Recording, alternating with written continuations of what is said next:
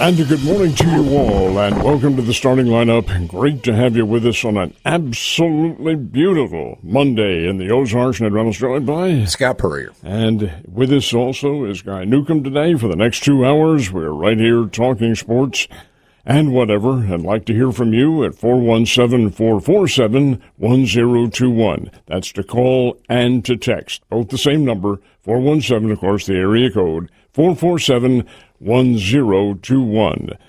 The starting lineup brought to you by Play It Again Sports, Fremont Shopping Center, Battlefield and Fremont Springfield. You can't go wrong. Great sports selections to, in fact, choose from. Uniforms, the whole works is there, and some trade-in values as well. By Swing Right Golf at the south end of Campbell Avenue, not too very far away from, a little bit north, as a matter of fact, of Nixa.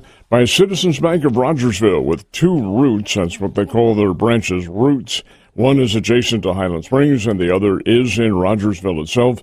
And by Marshfield Chevrolet at the I-44 exit, and indeed a couple of left turns, and you're there at Marshfield Chevrolet. Big weekend, U.S. Open champion, and all sorts of things going on.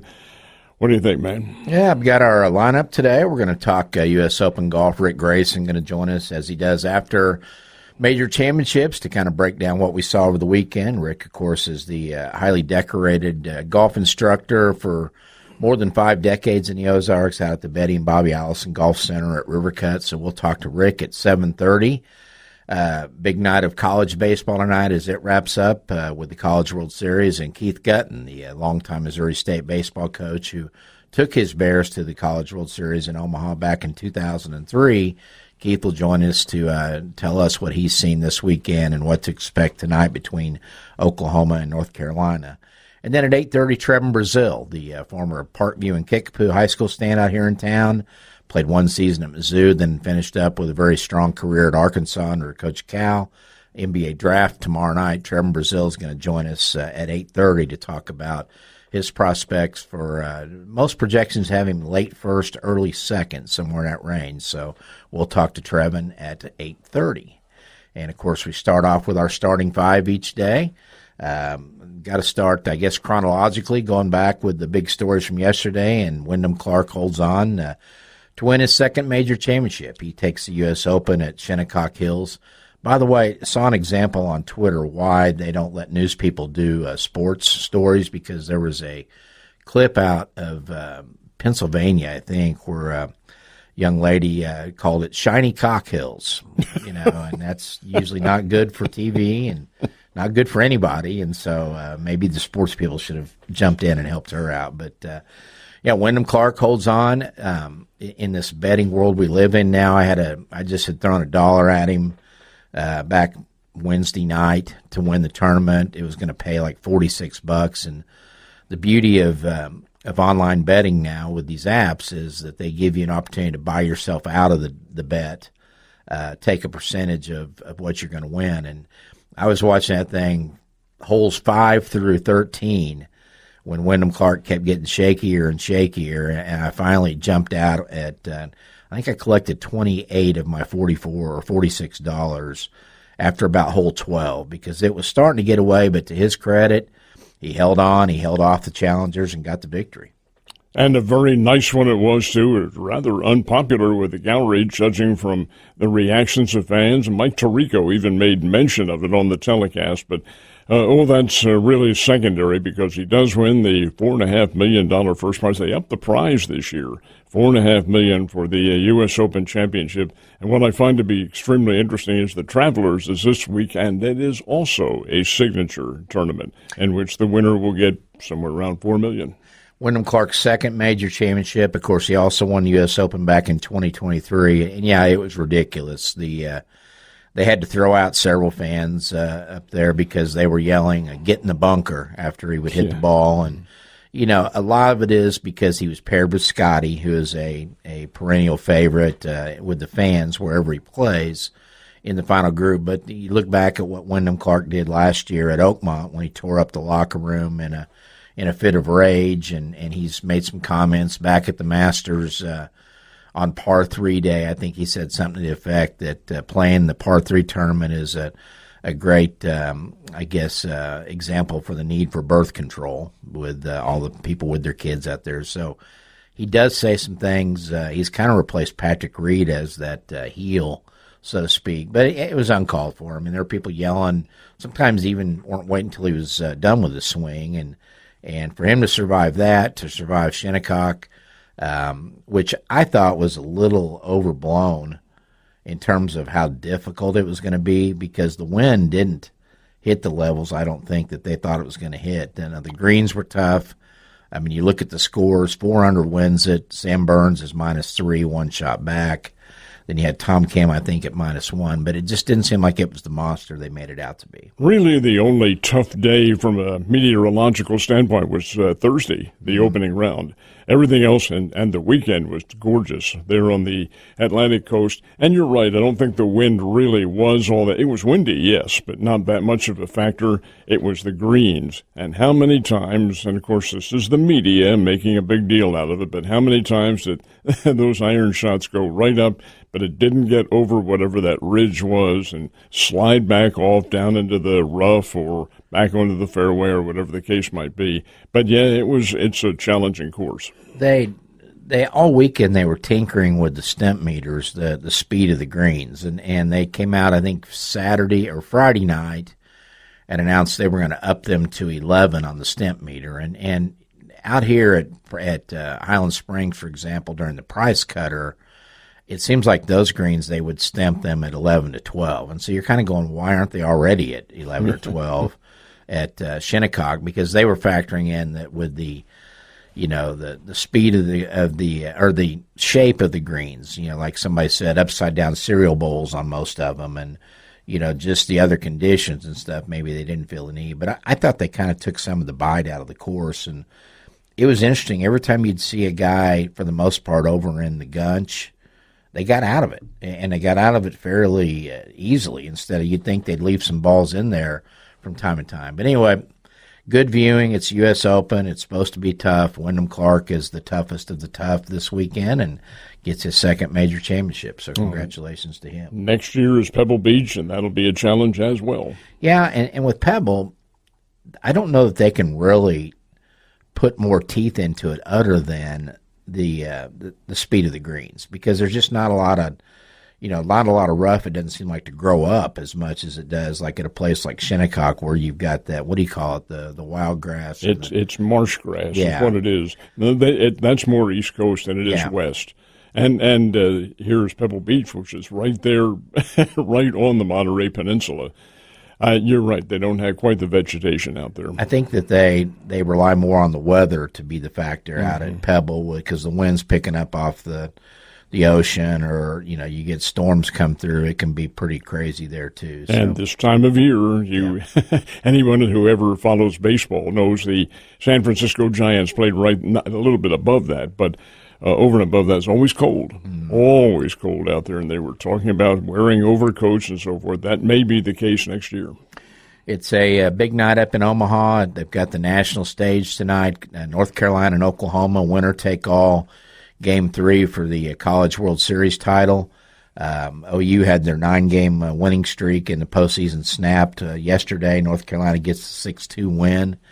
Really an interesting start to this, because OU went up 2-0. North Carolina roared back with 3 and could have had more. The OU pitcher got out of that jam, but OU didn't have much offense after that, and Carolina evens the series at 1 game apiece. They were on that wonderful 9-game winning streak, wonderful for the Sooners, that is, and you wonder whether or not, having had that snapped within a period of 24 hours, does that have any effect on them? Well, we'll find out. North Carolina's a pretty good baseball team.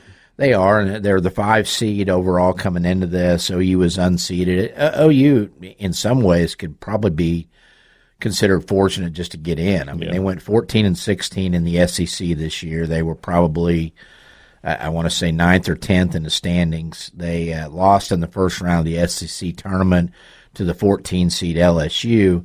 They lost all their last 4 SEC conference series, but they found a way to flick the switch on when they went to their regional at Georgia Tech and knocked off the number 2 overall seed. Then they went to the super regional in Lawrence and played really well and really made quick work of Kansas up there. And, they've been throwing true freshman after true freshman out there on the mound, and it worked for them until yesterday. Things got a little rough early on, and their offense didn't answer. Yeah, and the offense, I think, was the key because they had one game where they had 5 home runs, and they were hitting the ball very well and amassing big scores. But that didn't come to the fore yesterday. We'll see. We'll see what happens tonight. I would be surprised. I think North Carolina wins tonight just because I think their pitching is more experienced and better. And honestly, it's just a team that's played better over the course of the year. But in a one-game winner-take-all, all it takes is a couple of misplays and some kid catches a couple balls right over the fence, and then you've got a whole different outcome. So, College World Series finale tonight, Carolina and OU. Winner is your College World Series champion. Excuse me. World Cup back on Friday. The USA with the 2-0 win over Australia to clinch a spot in the 32-team knockout round. They will play Turkey this Thursday in a match that really doesn't matter, which I would imagine means Pulisic will probably not play in that one. I would be surprised if he did. Yes. Yeah, to keep him healthy. And next match for the U.S. is July 1 in Santa Clara. They don't know their opponent yet. I think it has to be determined by who the number 3 seeds are that make the round of 32 as well. But any surprises over the weekend with the World Cup? Yeah, I think so. I think a couple of draws and the fact that Uruguay had the draw yesterday was a very big surprise. And here, new team. This is a 48-team field, and that's the first time it's ever been that many. So there are Cape Verde and people like that getting into this competition. Never heard of them before, Ivory Coast and people like that. Well, they can play. They can play the game well. And indeed, I think that manifests itself in this competition. Did you see the story where the fans at it's Lumen Stadium is the name of it. They're calling Seattle Stadium for the soccer. Registered on the seismograph? No. And the fans jumping up and down in the stands when the USA scored. It registered on the seismograph in Colorado, I think it was. Now, it's not a major, I think it was less than 1 point, but it did show up. Wow. And I know I saw pictures. We were out of town, but I saw pictures of the crowd at Mumbles 1888, and again, a kind of a soccer-centric spot for USA fans. The American Outlaws group, they go down there and watch. It looked like they had an overflow crowd spilling outside for a Friday afternoon game. So Turkey this Thursday night, I think it's like a 9 o'clock start, isn't it? It's late. Is it that late? Mm-hmm. Yeah, it's really late this Thursday in a match at Turkey's 0-2, USA 2-0. By the way, the first time the USA has won back-to-back World Cup matches since 1930, which was the inaugural for the USA, correct? I believe. I believe that's right, yes. Mm-hmm. And so, there's people starting to believe that maybe this team's got a chance to take it pretty deep in this tournament. We'll find out. We'll I still harken back to that commercial they've had on the air where the two guys, they've gone all through, does the USA even have a chance? And there's Michael Ruzioni at the other end of the bar. What do you mean? You never heard of miracles? Yeah. So we'll see what happens. Again, the fever will continue to build this week. Not so much this week, but the July 1, which is Wednesday next week. First, second, third. I think it's a third. It's Wednesday. The fourth is a Saturday. Yeah. So it'll be a Wednesday match on July 1. That'll have, I'm sure, pretty massive ratings here in the U.S., given the fact that you lose, you're done at that point. So we'll see what happens. Let's take a timeout now and then come back with all the baseball and everything else. You are listening to The Starting Lineup. Great having you with us. Back in a second. And we very much appreciate your being with us on this Monday. Night runs along with Scott Purrier. Okay, fire away. Yeah, again, our guest list, Rick Grayson going to join us coming up here at 7:30 talking U.S. Open golf. 8 o'clock, Keith Gutton, the retired Missouri State baseball coach, going to talk College World Series. And then at 8:30, Trevin Brazile, the former Parkview and Kickapoo standout here in town, basketball-wise. Looking forward to a big night tomorrow or Wednesday with the NBA draft coming up. Hoping to hear his name called as well. Baseball over the weekend, kind of a weird weekend, as we mentioned last week. The Royals and Cardinals having Saturday off because of the World Cup match in the parking lot across the street from Kauffman Stadium. But the Royals take 2 out of 3 in the series from the Cardinals. But the Cardinals get the finale yesterday, 12-10, in a very wild one, 22 runs and 28 hits in this game. And 8 home runs. Yeah. Now, I know they brought the walls in there at Kauffman Stadium, but 8 home runs, good gracious. Caglianone had 2. Wetherholt had 2.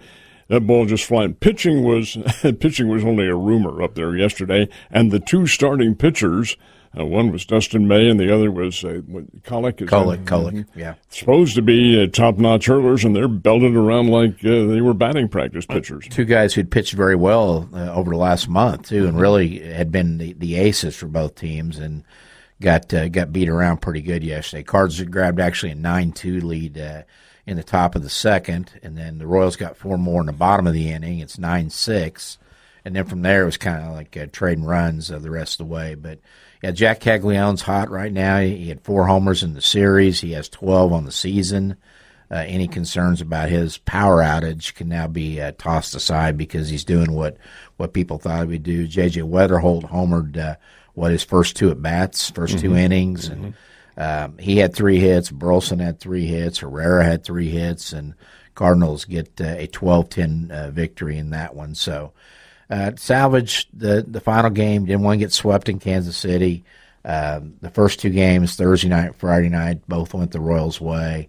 But, always fun to watch those 2 get together. Well, that first one was 14-6. And the Cardinals, the Cardinals had 13 hits in that game, but could not.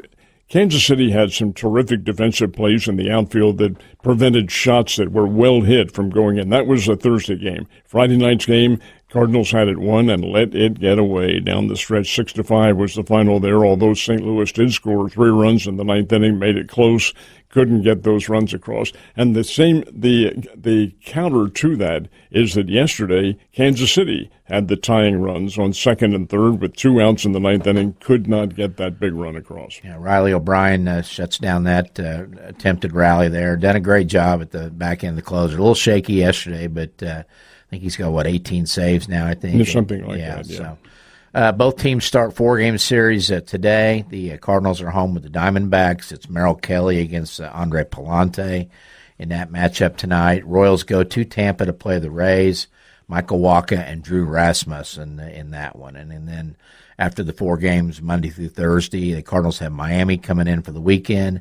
Kansas City goes to Chicago to play the White Sox on the weekend. So Major League Baseball, big week with 7 games. We haven't had many of those so far this year, and I think we're starting to get in that summer schedule where you're going to see a lot more of those now. Yeah. Teams loading up on the home games during the summer. Springfield Cardinals close out their Wichita series with a 5-2 win yesterday. Former Arkansas pitcher Mason Molina, another good start. He's 2-2, but he's got a 3.18 ERA in 13 starts. So one of the guys that has really stepped up and could earn a ticket to Memphis before the season is over. But Springfield won 10-4 on Friday, and then 5-3 on Saturday. They took the last 4 in the series after dropping the first 2, and now Springfield, after a day off today, they're home for back-to-back weeks. They've got Northwest Arkansas coming in starting tomorrow, and then next week it's Arkansas coming to town. So big couple of weeks of home games and promotions and everything else for the Springfield Cardinals. Now, there's never has been in the years the Cardinals have been in the Texas League since 2005. But the fact is there's no discernible difference between the changes of the season. In other words, no tangible, we'll stop here for a couple of days or anything like that, or all-star break. No, and I think, and Scott, my math is way off, but I think that half of the season may be either today or tomorrow. Tomorrow would be the next game. I'm not sure, but it would be 68, I would think. Do they play? Is it 138 or 140? 138, I think, is what they play.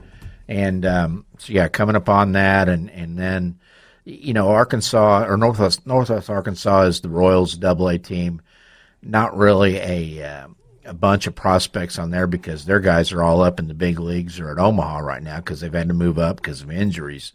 But the next week when Arkansas comes in, you got a chance to see 2 of the better pitchers in the minor leagues. Cade Anderson and Ryan Sloan are both guys that are top 20, top 25 prospects overall. They've got, you've got a little bit of a roadblock with the Mariners with their rotation now, but I think they may make room. So that'll be something that if you're watching the visitors come in and you're looking for guys that you'll see later, that's 2 coming in next week. And as far as the Royals, they've got a really good minor league pitcher, Kendry Churio, but I think he's in high A right now, so he's not quite to Springdale yet. But Springfield Cardinals home for 2 weeks. Good chance to get out to the ballpark with the family and check out their many promotions coming up.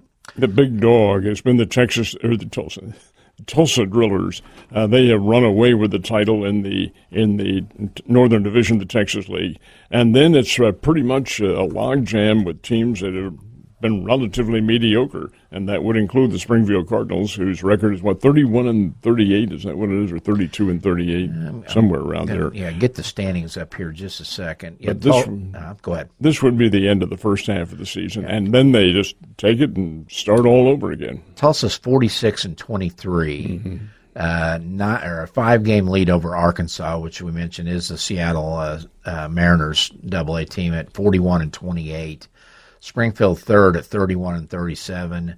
Northwest Arkansas 29-38, and then Wichita 25-42. So that's your north. Your south has been the Frisco team is 39-29, 3-game lead over Amarillo.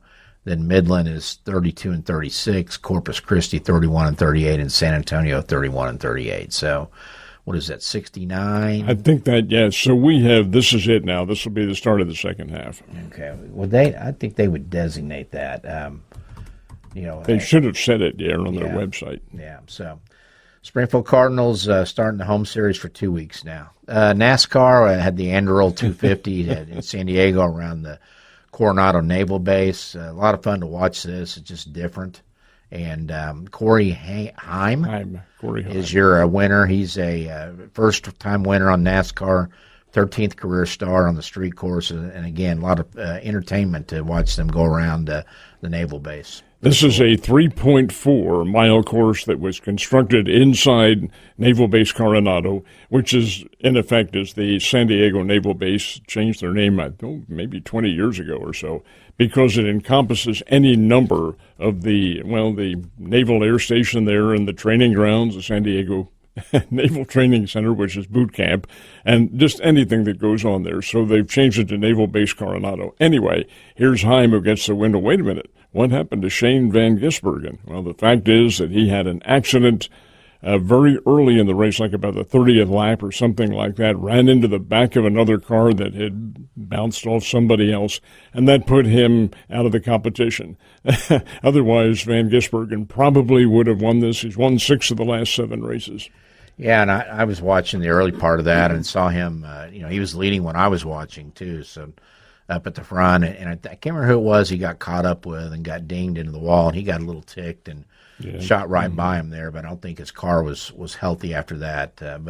Just kind of neat to see that the different, turn right, was it like 36 turns or something like that, I think, per lap or something crazy. I don't think it's quite that many, but there's quite a few of them, and it's a test. It's altogether different from the oval tracks where you, was it turn right or turn left? Turn left. Yeah. And you're, for the rest of the race. 16 turns per lap on the 3.4-mile track, so... Corey Heim, your winner there, and so congratulations to him. I think they're still in California this week, aren't they? Could be Sonoma, but I'm not sure. Yeah. So let's see. Reagan Zabilski, she played her second pro tournament. She was in the Epson Tours Great Lakes Championship at the Highlands up in Michigan.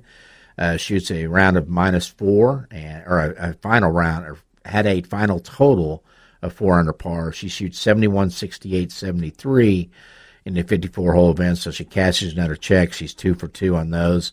I know she said last Monday with us that she wasn't sure if she was going to be able to get into the next event out there, so we'll touch base and let you know tomorrow. Bears basketball, the release a day thing is still going on. The latest one, and I'm going to need help on pronunciation, it's Andre Acimuc from Bosnia, a 6'10" redshirt freshman, transfer by way of Indiana University. Did not play there last season as a redshirt, but I guess a highly regarded international kid, averaged 17.5 points and 7.5 rebounds in an under-19 league in Bosnia, the ABA league, which I guess is the highest-ranked league over in that country. But 6'10", redshirt freshman Andre Achimich from Bosnia. 6'10"? 6'10". To see how much he weighs? 240, so pretty good size on that kid. Mm-hmm. Looking at their signees, again, we touched on this last week, but 6'10", 6'5", 6'7", 6'10", 7 foot, 6'4", 6'10", 6'5", and 6'8". In this round of transfer portal guys. So very clear that Cuonzo Martin's felt the need to go big and bigger, and the Bears will do so. Ran into an old friend over the weekend. Dana Ford was up here in town for a brief visit. He's just a great guy, terrific guy. Talked about his career at Southern Methodist and how things are going, and spoke very highly of his team, which is understandable. They are ACC. Yeah, they are, and good to see Dana land on his feet. You knew he was going to because he's well respected in that industry, and found a good home down there at SMU.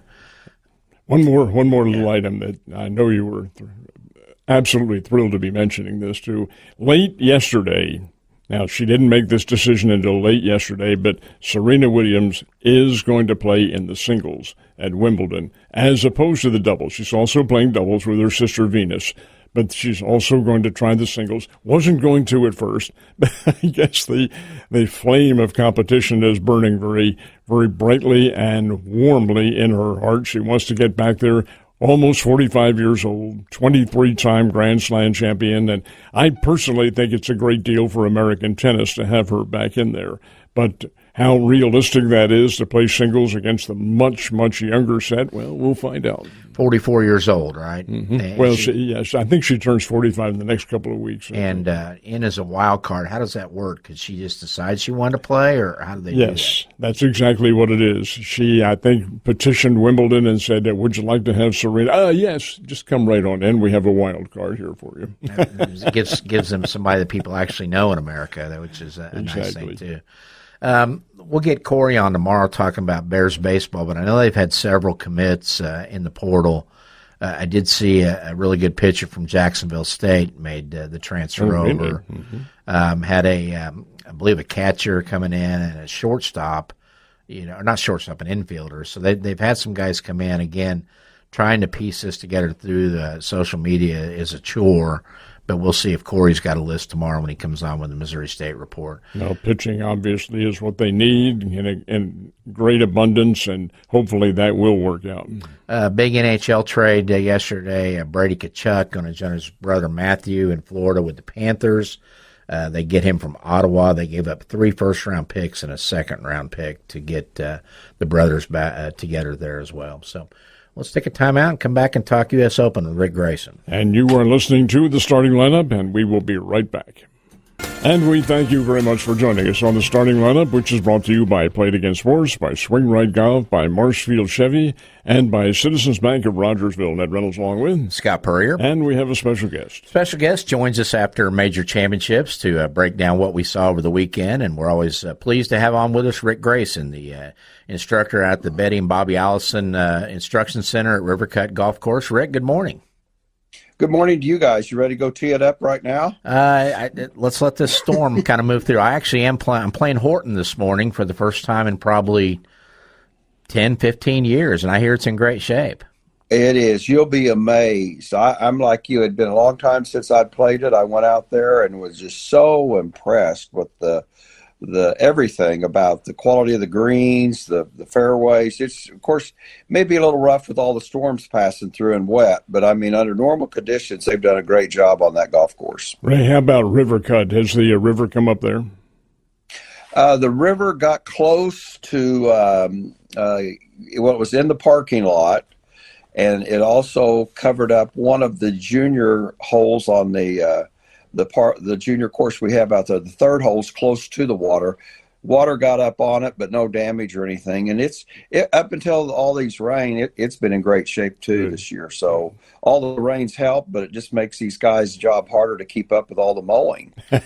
Yeah, when you build a course and you call it River Cut, literally a cut out next to the river, how do they figure out, okay, how often are we going to get flooded here? I mean, there's got to be a lot of the what's the word? Design work. I'm trying to think of the what do the guys do that lay out all that Architect. stuff? Architect work. Yeah. Is there a concern when they put that in? You think that we're going to flood 30 times a year or anything like that, or not? Well, here's what's interesting, and it's a great question, Scott. When they built the course, they looked at what they call the floodplain. How often does the river get up that high? Mm-hmm. The river had never reached the level that it has in the last 20 years in over 100 years. So that's the joke. They actually looked at the level that the river would rise in the most worst flood, if you want to say that we've had in 100 years, and still never would have got on the golf course. Well, I've been there 25 years, and it's been up on the golf course at least 4 times. Wow! And some of that's because all the subdivision that's built around the golf course, even a mile away, years ago when it wasn't there, the water would absorb into the ground. Now with all the asphalts and roads, and it runs down to the river and it fills it up. So they did have some thought to it, but nobody thought it would be like this. Rick, although it's a different river, I can personally attest to that circumstance happening, because where I lived down in Ozarks, it had never happened. Never happened. In 1993, it did happen. 100 years. That's right. Well, now it's it's not 1 year now, because it happens all the time. And you're right. I think it's because of all the development that's going on. Yeah. Rick, big weekend, U.S. Open at Shinnecock Hills. Wyndham Clark, wire-to-wire winner, gets his second major championship. I was telling Ned in the first segment that, in this new age where we can bet from our couch and our recliner, I just thrown $1 at Wyndham to win it. I think it was 46-1 odds back on Wednesday, and was looking really good, and then it's not looking as good. And they give you a chance to bail out on it if you want. They give you a percentage of what you would have won if he won. I stayed with him. I watched it drop to like a $15 payoff. I finally cashed out at about 26 or 28 because I could see the wheels starting to come off. Remarkably, he found a way to keep the wheels on and get it done. Why are you even working today after that big jackpot? I'll tell you what, $28, that'll get me a drive-through burger in today's economy, I think, there. But were you surprised he was able to not only beat the course and beat the field, but also beat the fans? I mean, he had a rough go out there of it. Well, what I really thought would happen, even with a 6-shot lead, I thought Scheffler would put enough pressure on him that may make it a little bit more difficult for him to finish. When Scotty didn't put that pressure on him, and I think Scotty would be the only guy that could, I was pretty confident because he's got a great golf swing. He's won the U.S. Open before. I figured he would ride the storm, but if you really analyze his last 2 days, he didn't hit the ball very good at all. He made the shots when he had to, but he had a lot of errant shots that looked like he was getting ready to give the tournament away. But like all champions, he followed a bad shot up with a really good shot and survived it. But the crowd was obviously way against him to finish the tournament. Players can use that as an inner drive to say, I'll show you, I'm going to get through this, and it's not going to bother me. And that's what he seemed to do. Rick, in your opinion, now we're making reference to Scheffler, what about his game is such that he is not quite as sharp as he had been? It's his putting, Ned, mainly. He's never been what I would consider, well, and statistics prove this, the best putter on the tour. He's middle of the pack on putting, and he seems to be a little bit below that right now. He still is a big presence out on the golf course. Everybody thinks he's going to explode and make a lot of great shots and make a run for it, but he's just not been able to make the key putts when he needs to, and that's really professional golf. It's really, they all hit the ball great. They all can hit it straight. They all hit it long. It's just who can make those putts, and Scotty's just had a hard time doing that. Rick, talking about the atmosphere around Wyndham Clark, and of course he made his bed a little bit with what he did at the U.S. Open a year ago when he tore up the locker room at Oakmont, and then he made a kind of a snide in jest comment at the Masters about the par 3 tournament, and he's kind of assuming the mantle that Patrick Reed had for a few years there about the guy that people like to root against, but it was getting out of control all weekend. People yelling, get in the bunker after he'd hit, or even sometimes at contact. And the USGA had their security escorting people out, at some point there in that final group. What has happened to decorum in professional golf? And I, before you answer that, I just think back to number one, the Phoenix tournament has contributed in my mind to this a lot. And then also the Ryder Cup atmosphere. We're carrying that over now into major championships, and that's not good for the game. No, you're 100% right, and I think that's kind of where the Phoenix Open kind of promoted the party atmosphere, yell anything, take your shirts off, those types of things. And you're right, it's carried over into the Ryder Cup. It's probably not a coincidence that the Ryder Cup crowd and this crowd are both from New York, that's kind of their way of expressing themselves. But I wish we'd get back to where it was just a little bit more like it was just a few years ago, where it was more of a gentleman's game, to where you didn't yell an F-bomb every time you hit a bad shot. You didn't tear up a tee marker like Sergio did at the Masters. And again, you go to the Masters golf tournament. That's one of the reasons I love it among a billion. It is like it was. You couldn't do that. If you yell one time, you're off the grounds. And I think the PGA Tour and USGA need to more restrictions on what a crowd can do, because I can see it getting to the point where somebody could be yelling right in the middle of somebody's backswing, and we don't want to see that in our sport. Rick, one of the golfers who has always impressed me is Rory McIlroy. Here's a guy, he lives in this country, number one, most of the time, and competes in the Ryder Cup for Europe, of course. But one of the most popular guys on the tour itself. And yet when it comes down to the international competition, everybody's against him. I do not understand that kind of thinking at all. Well, I again, he's most golf people really see him as an American, even though he lives over here. He's played so well over on the Ryder Cup that most golfers view him as the enemy. And even though he is, a big force on the PGA Tour, and did a lot of wonderful things. Speaking about the PGA Tour, when Liv came out, he was the spokesman. He did a great job, but I think everybody still views him as like the opponent, and we just can't root for him. I think the Rory thing, too, a little bit is he's a little bit like Eddie Haskell from Leave It to Beaver. My you look lovely today, Mrs. Cleaver, and then, next minute he's doing something a little dastardly or something there. But Rory's got a little bit of that, the stuff he did with the Live Golf Tour, but then yet he's taken, this much money for this, and the tour was paying him a little bonus there when all that was going on and stuff. But, yeah, it just seems like, and I just wonder now, I mean, we automatically in majors go to Scotty and Rory, and, Rory did win the Masters, but you look at it and there's any one of about 10 or 15 guys now that you could say, well, there's Scotty and Rory, but this guy could rise up and win. And I think Wyndham Clark showed that this weekend. He's one of those guys, isn't he? Yeah, you're right. But when you say there's 10 or 15 guys that could win a major, that's true. But on the regular PGA Tour, there's about 140 of them that could win that week. So again, it does show you that. But again, it's like all sports. We all want to root for the number one guy. Look how many Cardinal fans they are when they play well, or Chiefs fans when they play well. So we like to root for the winner, and those two guys seem to be on top of the leaderboard all the time, and they're good guys. I mean, they tried to pin Scotty down in the press conference yesterday about talking about the crowd and how it was unruly against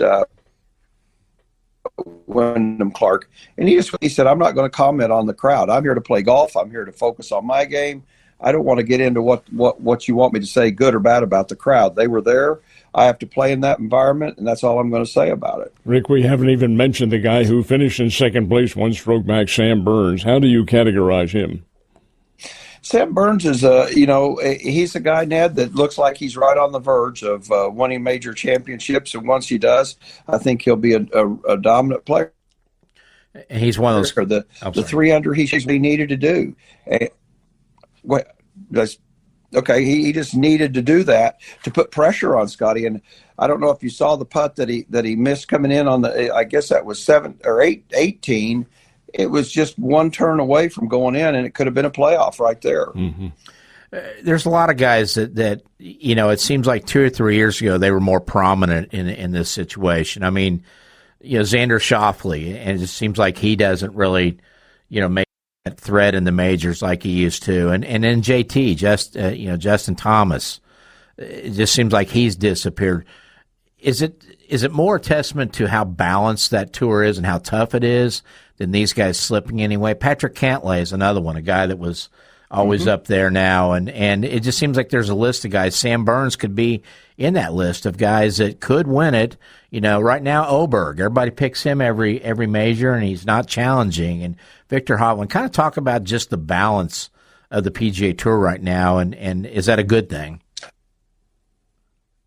Well, and you guys know this as following sports all your life. When you play in a major championship with 156 players and there's 1 or 2 strokes separate first, second, third, whatever it is, the line is so small between winning and not winning. And some of these players, like Justin that you mentioned, and you didn't mention Jordan Spieth, which would be another one of those guys like that. As you guys know it as well as anybody, there's just a small window of peak performance with these athletes, and it's 3 or 4 years, maybe 5. And the guys that you mentioned, some of them are now in their early 30s. They're married. They've got kids. They're multimillionaires now.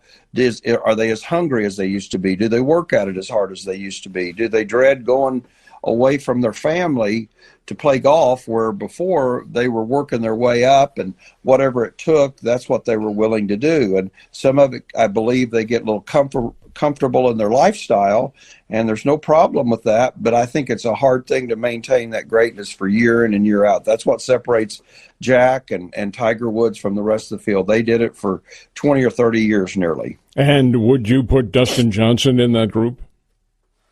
Sure. And I think that proves it by him going to the LIV Tour. He's a little older, Ned, so maybe that's some of why he's not as good a player, but he got that guaranteed money, and yep. Do they work at it as hard? Do they put out as much as they used to? But no, he'd be definitely another one in that category. John Rahm, Brooks Koepka, yes. Bryson, all those guys fit in that. Hey, they could win this week, but yet we're not seeing them do it very often anymore now, too. Bryson is a real strange thing, the way he plays for me, because the way he hits the ball, I'm not saying he should win every week, but he should be contending every week. This missing the cuts in these majors is mind-boggling to me. I mean, 2 years ago, Scott, he missed the cut at the Masters, and Bernard Langer made it. And Bernard Langer is 65 years old. Yeah. Now, I mean, how does that work? I mean, I'm just shocked. He hit a ball on Thursday. I'm sure you saw that. The hole was 475 yards, and Bryson hit it 425 yards on a par 4. How did when you hit the ball like that, how could you not be contending every week? It's just a mystery to me. Well, why is Dan Beaver not winning majors? Huh? Dan might call in and answer that himself, too. He probably will. Hey, Rick, wanted to ask you before we let you go. Reagan Zabilski, now 2 for 2 on cash and checks on the Epson Tour. You've worked with Reagan, you've watched Reagan grow up, you've seen it all here from the golf perspective. What is your level of confidence that she's got what it takes to get it done out there professionally? 100%. I mean, I don't see any weakness in her game, mentally or physically, and she's such a strong player off the tee, and that's a big advantage. And she's got a beautiful golf swing. She's got a swing that can repeat. She works hard at it. I really would say I just can't see how she won't be a winner on the LPGA Tour. She works hard at it, and it's just a beautiful thing to watch. I started watching her hitting golf balls when she was probably 8, 9, 10 years old, Scott, and it was a totally different sound even then when she would strike a golf ball compared to other players, and not just young kids. even adults. You could have your back to her and she'd hit a drive, and just the sound of it for an 8, 9, 10-year-old kid was so solid. It was remarkable. So I think she's going to go a long ways. Well, and yesterday she figured out how this works on the Pro Tour, that she shoots 4 under for 3 days and finishes 29th, and in NCAA tournaments, if you get to 4 to 5 to 6 under, you're probably top 5 or maybe winning it. It's a different world out there now, isn't it? Yeah, it is. But I think she's the type that looks at that as a learning process on how I can get better, and knows that she can do that. I don't think she's thinking, man, I'll never shoot that type of score. I think she's got the confidence in her game. The more she keeps working on it, it's going to be scores that she can achieve and look out. I think she's going to be a good player, an excellent player on the LPGA Tour. Very good. Well, Rick, put on your waders and your flippers and your snorkel and get out there and teach some golf today at River Cup, okay? The rain never floods River Cup. Remember the 100-year floodplain. It never gets that high. Rick, thanks. Have a great week. Thank you guys for having me on. You betcha. That's golf pro Rick Grayson visiting with us from out at River Cup. Timeout. Back in a second. And we are in the stretch run of the first half of the starting lineup. Ned Reynolds along with Scott Purrier. And Art Haynes. Good morning, Arthur. A little bonus time this morning. Just wanted to check in with you, get your thoughts on what was your top watch over the weekend. Was it World Cup on Friday, College World Series, U.S. Open, Cardinals Royals? What did Art's TV look like this weekend? Well, Cardinals Royals was the main thing, but they didn't play on Saturday. So, I watched some World Cup. U.S. Open was kind of a snoozer until the back nine on Sunday. And then I watched that. I mean, it took Cameron Young backing up to the field, and he did. So that made it for a little bit of interest. Yeah, and, of course, your Royals taking the series. That's always a good weekend for Art Haynes. Yeah, that is good. Yesterday, goodness, both pitchers are out by the end of the second inning. And I thought, what a good pitching matchup. Kolak against Dustin May, but neither one of them had it, so that was a strange game. But 2 out of 3 ain't bad. And they both had great outings, just the previous starts that they'd made, so it made it very interesting. But, Art, what was your mindset when the Royals put the tying runs on third and second, tying run on second base, runners on third and second with 2 outs in the ninth? What did you think was going to happen? Well, it was with 1 out in the ninth. And I thought somebody was going to get a hit and win the game or tie the game. But didn't happen. Is Bobby Witt Jr. okay? I know there was a little bit of a scare with the knee. Well, he didn't play all weekend, so we'll see. They're going to reevaluate him today, and if he's not healthy, they may put him on the IL, but hopefully that won't be the case. Well, and Caglianone's getting hot at the right time with all these guys sidelined. They need somebody there, and Michael Massey keeps getting it done with the bat as well. He really does. He is being very productive, but Cags is on fire. Yeah. 2 home runs yesterday, and I think he's leading the American League in hitting for the month of June.